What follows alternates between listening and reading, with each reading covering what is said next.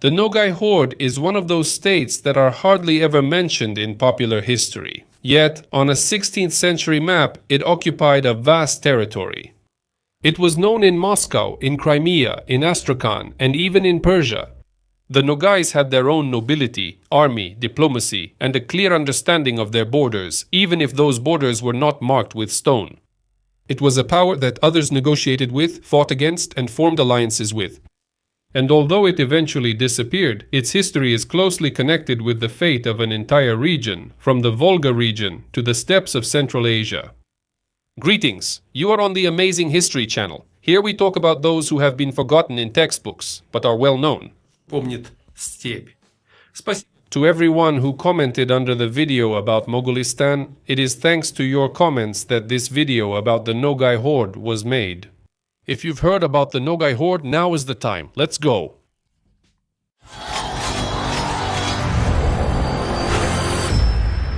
At the origins of the Nogai Horde, there was not a state or a dynasty, but a tribe, the Mangyts. Their distant origin goes back to the Mongol tribe of the Mangyts, known since the time of Chinggis Khan. Some of the Mangyts took part in the western campaigns and in the 13th century ended up in the steppes of Deshti Kipchak between the Volga and the Ural. Here, surrounded by the Turkic-speaking population, they lost the Mongolian language rather quickly and became part of the Kipchak world. That's how a new group was formed. They were called the Mangyts. They already spoke the Kipchak language and lived according to Turkic customs. This was a typical process for that time. The Turks would adopt the names of the tribes among whom they roamed. For instance, among the Kerits were Turks known as Keri, and among the Naymans, Turks called Nayman. In the same way, the Mangyts became a distinct Turkic branch, retaining a name of Mongolian origin, but with a different language and culture. Until the end of the 14th century, the Mangyts remained one of the horde's uluses, and did not stand out in any particular way. They did not claim the throne, did not mint coins, and did not build capitals, but one circumstance changed their fate. Against the backdrop of the collapse of the Golden Horde, the Mangyts gained an influential leader named Edigu. If anyone can be called the founding father of the Nogai Horde, it is him. Although formally Edigu was never a Khan, people spoke differently about Edigay. Some considered him a wise politician, others saw him as a ruthless schemer, but the fact remains. At the end of the 14th century, when the Golden Horde was turning into a battlefield between Khans, cities, and clans, he was the one who not only survived, but began to rule. Edigu came from the Mangyt tribe. That means he was not a descendant of Genghis Khan and could not claim the Khan's throne. But in the steppe, that didn't always matter. He was the Beglerbeg, the main military and political figure under the Khan. In fact, he was the Grey Cardinal of the entire horde. He himself appointed Khans, removed them, and decided where the border would be and who would guard it. Officially, he was the second most powerful figure in the state, but in reality, he was the first. Under Edigu, the Mangyts received a special status. They were allocated land, not in the sense of ownership, but in the sense of control over the territory. This region became known as the Mangyt Yurt. The territory between the Volga and the Ural, the steppes, the nomadic routes, the rivers and crossings, all of this was now controlled by Edigu's people. And although formally they were part of the Golden Horde, in reality they lived by their own rules. This was not independence in the usual sense, it was autonomy through influence.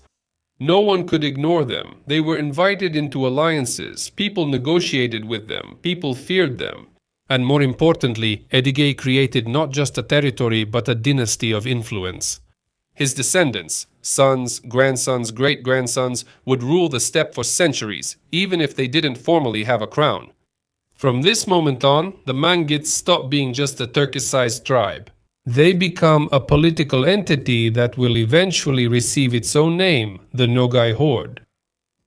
The name Nogai Horde did not appear immediately, and at first referred to the territory associated with the name of Nogai, the legendary 13th century military leader, a descendant of Jochi. Over time, it became both the elite's self-designation and the name itself. Thus, the Nogai Horde did not grow out of a capital or a Khan, but from a tribal coalition united around a strong clan, a common culture, and political authority. It was a nomadic system of governance based not on dynasty, but on agreements, strength, and clan loyalty. The mid-16th century was that rare moment when a nomadic state without a capital, without a Khan's throne, and without seals became the center of Eurasian politics.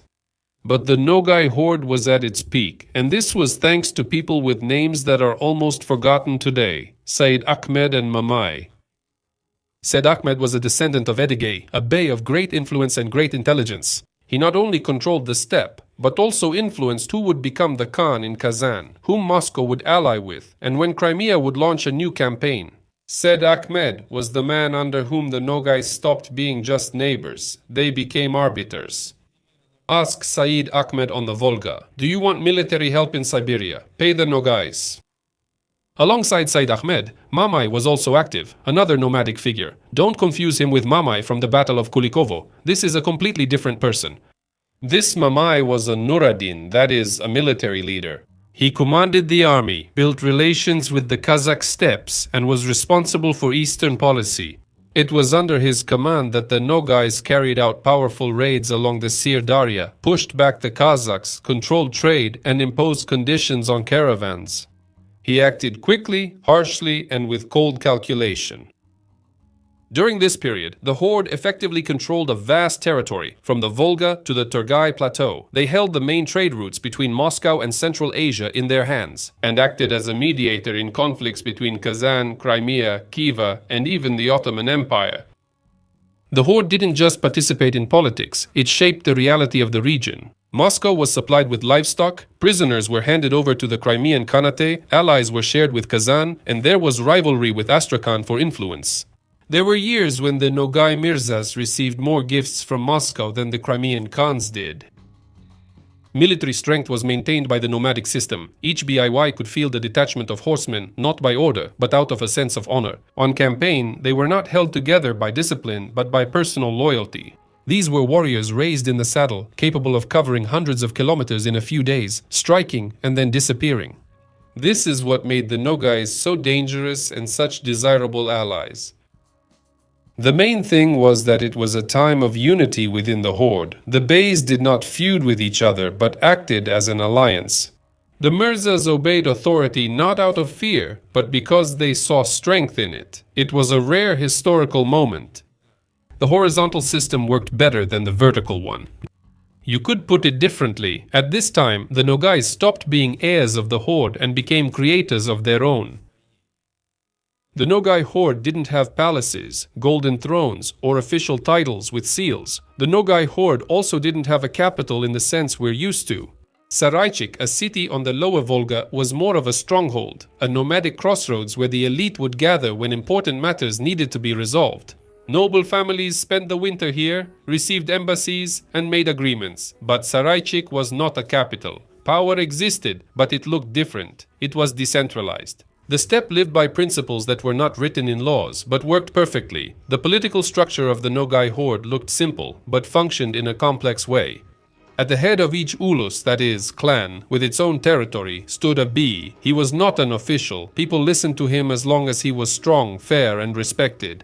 Behind him stood warriors, allies, pastures, and the name of the clan. No bey could rule alone. He was part of a system where decisions were made by a council. Such a council was assembled from beys, mirzas, and elders, and could decide everything, from war to marriage between influential dynasties. Below the bey were the mirzas. These were noble people, most often from the younger branches of influential clans. They could be brothers, sons, or nephews, but they acted independently. Mirzas commanded detachments, conducted negotiations, and sometimes maintained contact with Moscow or Crimea. They could start a rebellion if they were offended, and unite several clans if it was necessary to go to war. These were independent figures, and each of them wore their reputation like armor. Politics in this world did not begin in offices, but in negotiations between clans. Personal loyalty, the interplay of obligations, seniority, and the balance of interests.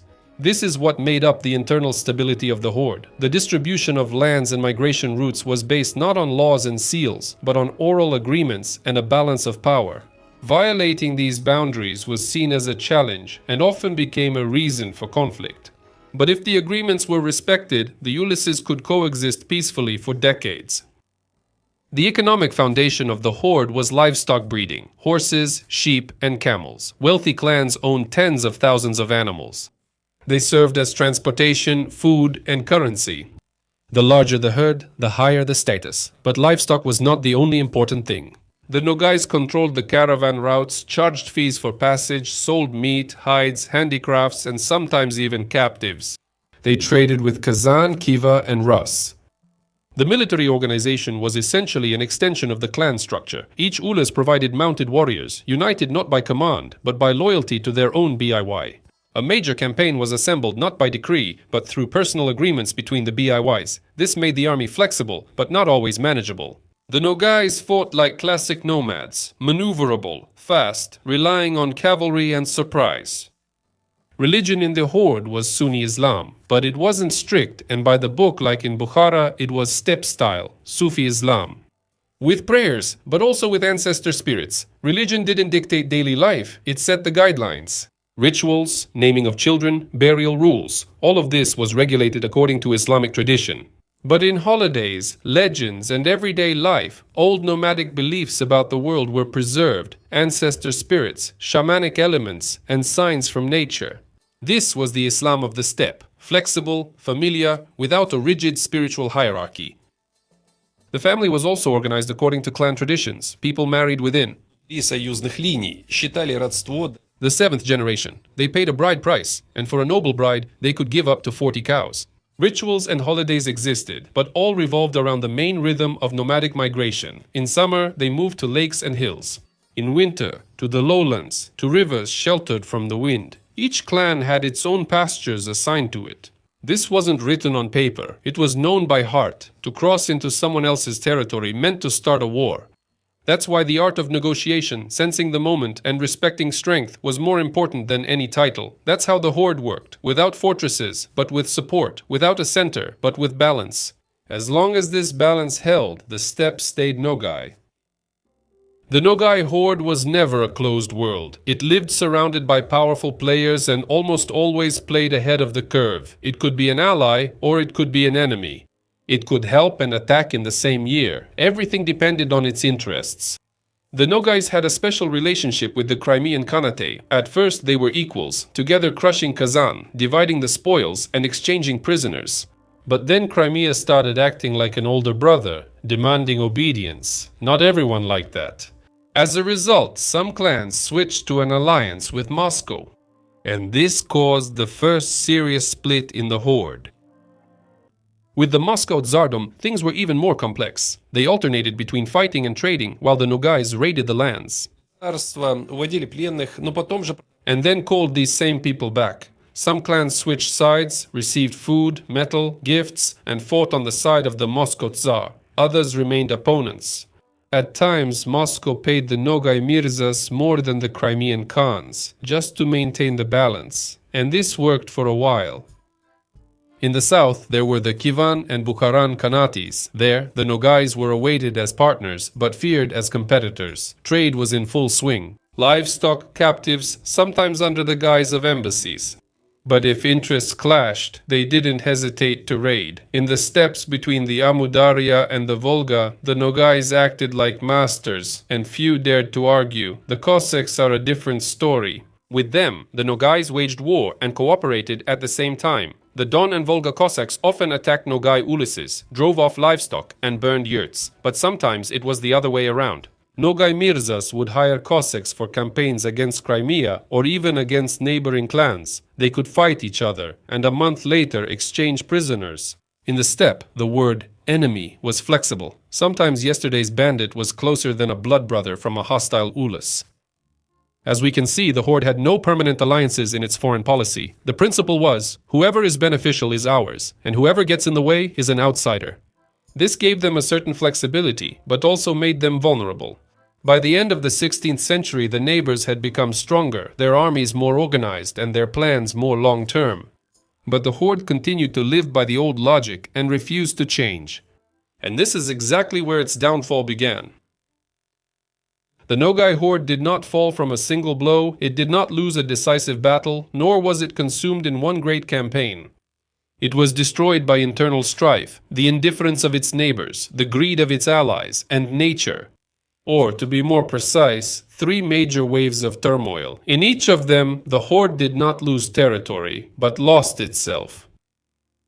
The first turmoil began in the 1520s. Musa B, under whom the horde was strong, died. He left behind several sons and just as many claims to the throne. Each considered himself more important. Al-Shagir, Sheikh Muhammad, Yusuf. They all wanted influence, and none of them wanted to give in. The Ulysses began to split. Some went to Crimea, some to Kazan, and some to Moscow. With that, the region, where there used to be order, became an arena for ambitious struggles. This was the first alarming sign.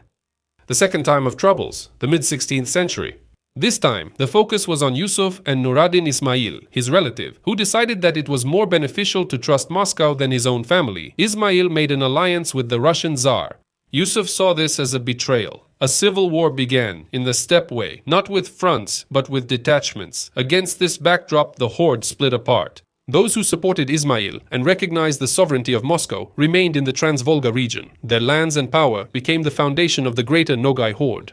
Opponents of this course, supporters of Yusuf and the influential Kazi Mirza, migrated west to the Kuban and the Azov region. This is how the lesser Nogai Horde appeared, also known as Kaziev Ulus. This was no longer just a political dispute, it was a division of identity. One part of the horde chose to ally with a sedentary state, the other decided to preserve their culture.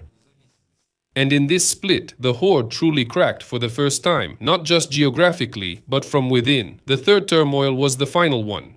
The end of the 16th and the beginning of the 17th century. Urus, one of the last strong leaders, is killed. A war begins between his sons. Some are supported by Crimea, some by Moscow, others by Khiva. Each clan tries to survive on its own. No one thinks about unity anymore. Caravans are robbed by their own people. Negotiations are conducted on behalf of individual Mirzas. There are more Baiwais than Ulysses. Some clans openly surrender to other states. They ask for protection, they ask for bread.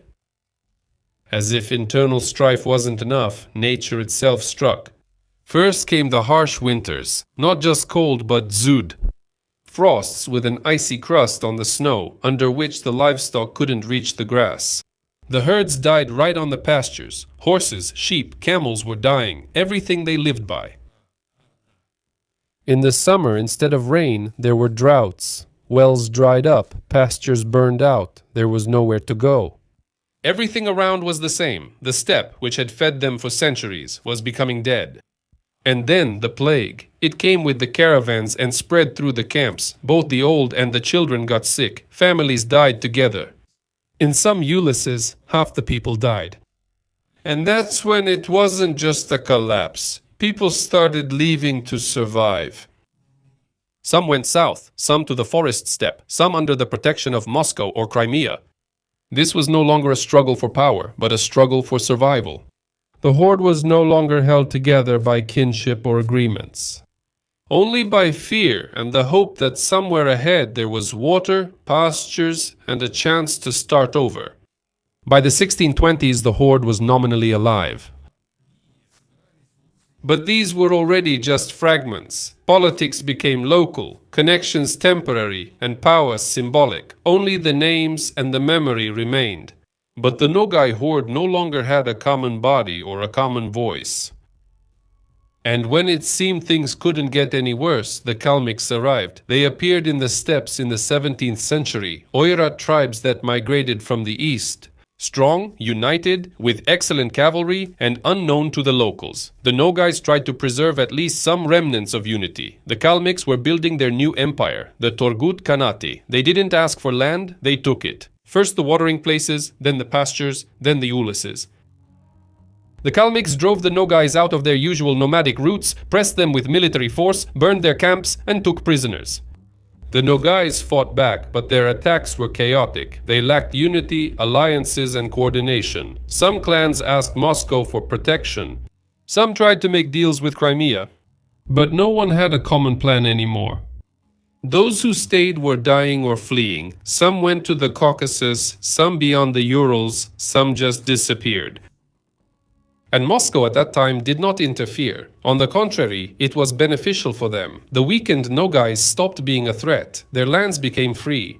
Cossack lines advanced onto these lands, outposts and villages appeared. A new era was beginning, the era of settled power. Nomadic life was no longer seen as a way of living, it became an obstacle. Some of the Nogais were forcibly relocated, others formally became subjects and assimilated. The remnants of the little horde held out further away, in the Kuban region, but their political role was already non-existent. They were not negotiators but petitioners. And when new banners appeared over the Don and the Ural, the Nogai name was still heard, but there was no power behind it anymore. And so the Nogai Horde came to an end. Not in a single battle, but in a series of concessions, migrations, extinctions, and indifference. It was not armies that finished it off. It was being displaced by another reality. Sedentary, militarized, centralized. In this reality, there was no place for the Horde. The Nogai Horde disappeared, but it did not vanish without a trace. Its warriors, its clans, and its language, all of this faded into oblivion. It scattered, took root in other lands, in other cultures, in other states. Some of the Nogais became part of the Crimean Khanate. Their descendants became part of the nobility, took part in military campaigns, guarded fortresses, and went on diplomatic missions. Others went south to the Ottoman Empire, where they also did not disappear. They became guards, herders, and border guards. Some groups joined the ranks of the Juzis, strengthening the nomadic culture of the steppe. Others joined the Beshkir, Tatar, Karakalpak, and Dagestani traditions.